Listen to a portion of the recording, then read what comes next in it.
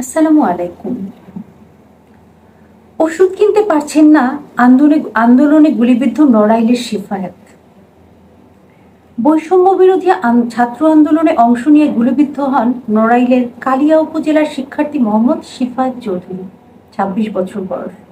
গত ৫ই আগস্ট গুলিবিদ্ধ সিফায়েতকে ঢাকা মেডিকেল কলেজ হাসপাতালে ভর্তি করান অন্য আন্দোলনকারীরা। সেখানে চিকিৎসার পর তাকে নেওয়া হয় ঢাকার সম্মিলিত সামরিক হাসপাতালে। এরপর কিছুটা সুস্থ হলে ৩০ আগস্ট ছাড়পত্র নিয়ে নড়াইলের কালিয়া উপজেলার প্রহরডাঙ্গা ইউনিয়নের চাপাইলে গ্রামের বাড়িতে আসেন। পরিবার বলছে এখনো পুরোপুরি সুস্থ নন সিফায়েত, ভালো করে কথা বলতে পারছেন না। অর্থের অভাবে তার উন্নত চিকিৎসা দূরে থাক, পরিপূর্ণ যত্ন ও ওষুধ কিনতে পারছেন না তারা।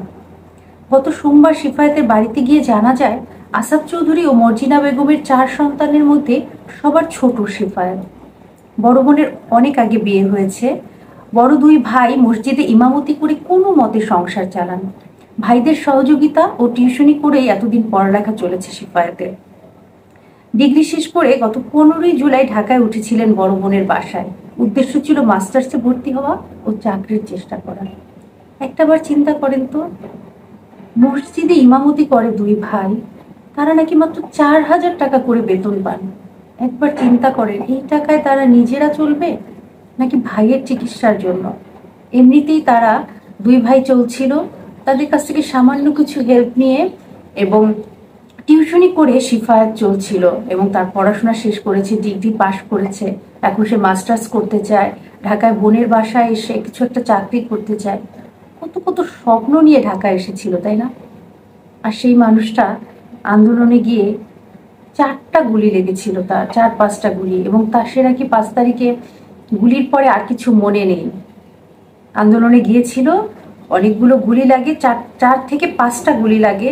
অপারেশন করে গুলিগুলো বের করা হয় এবং ভাইদের কাছে খবর আসে যে মারা গেছে। পরে ভাইরা ঢাকায় এসে তাকে হাসপাতালে দেখতে যায় এবং দেখে না, সে সুস্থ আছে।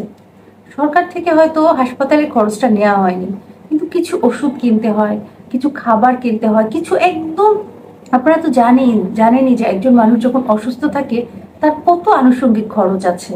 এই খরচটা চালানোর মতো টাকা কোথা থেকে পাবে দুজন ইমাম, যাদের নিজেদেরই সংসার আছে, মাত্র ৪,০০০ টাকা করে বেতন? আর এই ধরনের পরিবার অসচ্ছল হলেও নিশ্চয়ই নীতি নৈতিকতার দিক দিয়ে অনেক বেশি সৎ এবং অনেক বেশি এই যুগের মানুষের সাথে তো এই ধরনের মানুষের মিলবে না। এটা তো হাত পেতে কারো কাছ থেকে নিতেও পারবেন না। কিভাবে চালাবেন? সবচেয়ে কষ্ট লাগে কি জানেন? একটা কথা বলেছিল একটা ছেলে, গুলিবিদ্ধ অন্ধ একটা ছেলে, যে আবু সাইদ, মুগ্ধ, এরা অনেক ভাগ্যবান, তারা শহীদ হয়ে গেছে।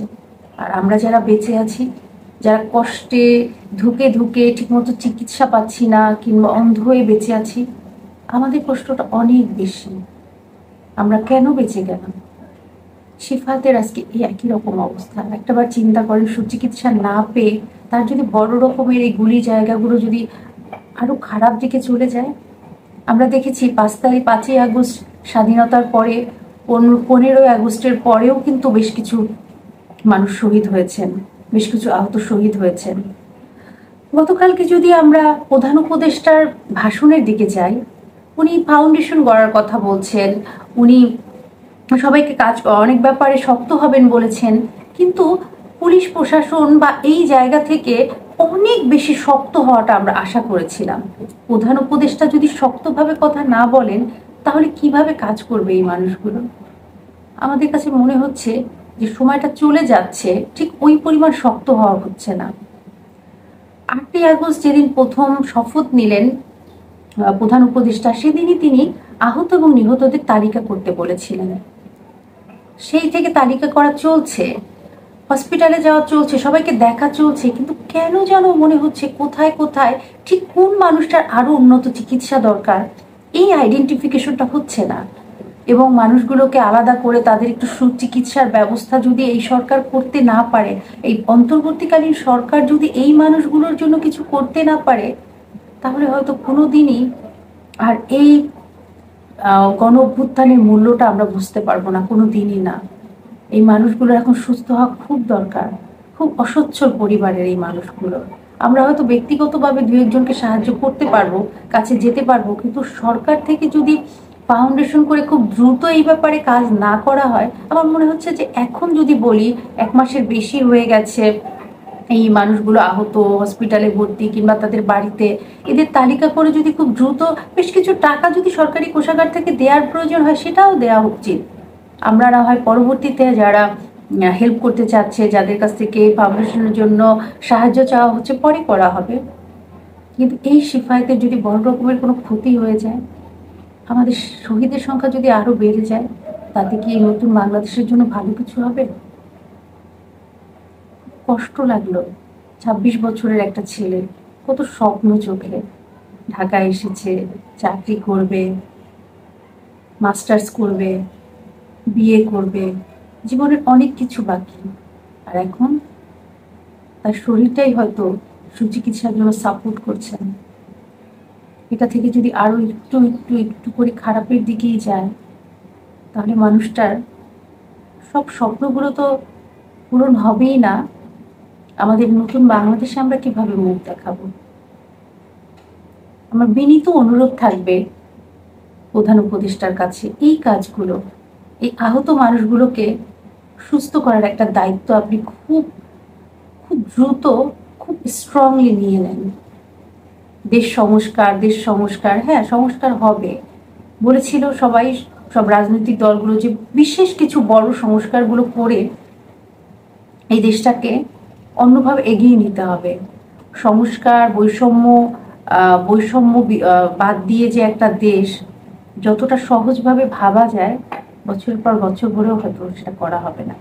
কিন্তু এই শহীদ কিংবা এই আহত মানুষগুলোকে যদি আমরা এখনই দেখতে না পারি, আমাদের এই তালিকাটা খুব দ্রুত হয়ে যাওয়া দরকার, যে কোন পরিবারে কতটুকু সাহায্যটা দরকার।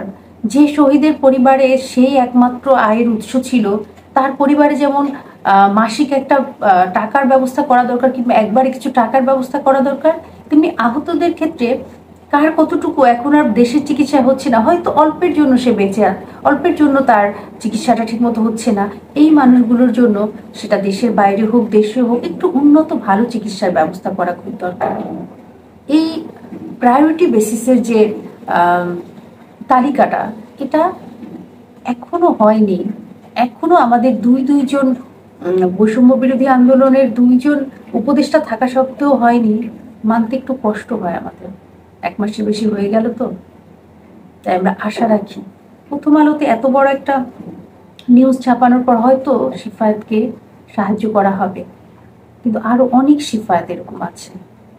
আমাদের এখন তাদের খোঁজ নিতে হবে, দেখতে হবে, এবং নতুন বাংলাদেশ যেন এই বোঝা, এই কষ্ট নিয়ে না থাকে।